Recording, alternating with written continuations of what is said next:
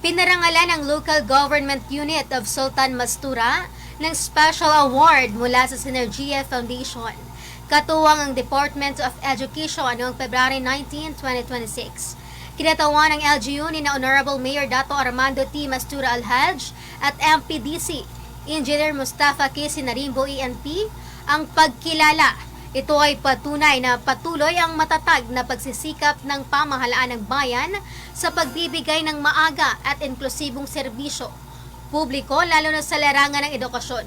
Binigyang diin ng mahalagang suporta ng alkalde na nagbigay daan sa aktibong pakikipaglahok ng Sultan Mastura sa makabuluhang pagtitipong pang-edukasyon.